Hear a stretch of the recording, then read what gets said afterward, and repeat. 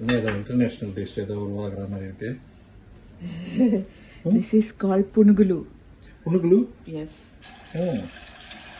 இட்லி மாவுல ஆனியன், அப்புறம் நம்ம ஊர்ல ஆக்சுவலி இந்த இது இந்த பேர் மறந்து போச்சு எனக்கு. இட்லி மாவுல ஆனியன், பச்சை மிளகா எல்லாத்தையும் மறந்து போச்சு. இட்லி மாவுல பச்சை மிளகாலு. ஆமா, அது அந்த பணியாரம்னு சொல்லுவாங்க. டீ இது மாதிரி இருக்கு. டீ பாத்திரம் மாதிரி இருக்கு. இதுனா கொஞ்சம் ஈஸியா இருக்கும் வாஷ் பண்றதுக்கு. இந்த சட்டினா எண்ணெய் பிசுக்கு பிடிச்சிக்கும். ஓகே, வாஷ் பண்றது கஷ்டம். அங்க இருக்கு. ரெடி ஆயிடுச்சா? ஒரு செட் போட்டாச்சு. அதுக்கு என்ன சைட் டிஷ்? சட்னி என்ன சட்னி வேணா வச்சுக்கலாம். தக்காளி சட்னி, தேங்காய் சட்னி, எது வேணா வச்சு சாப்பிடலாம். சூப்பரா இருக்கும். Evening tiffin snacks.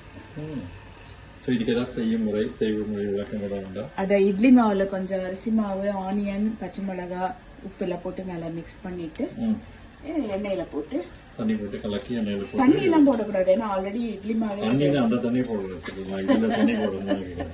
இந்த தண்ணிக்கு போடக்கூடாது. இட்லி மாவு ஆல்ரெடி லிக்விடா தான் இருக்கும். இட்லி மாவு. ஓகே.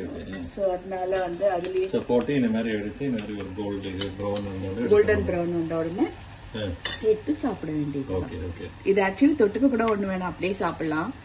பட் தொட்டுக்க இருந்தா சில பேருக்கு எல்லாத்துக்கும் ஒரு சட்னி வேண்டியிருக்குமே. இதுக்கு ஏதாவது பேர் வச்சிருக்கீங்களா? புனுகுலு. புனுகுலு தானே பேரு? இது பேரு புனுகுலு. இந்த பூனை பேரு மாதிரி இருக்கு. Okay, good.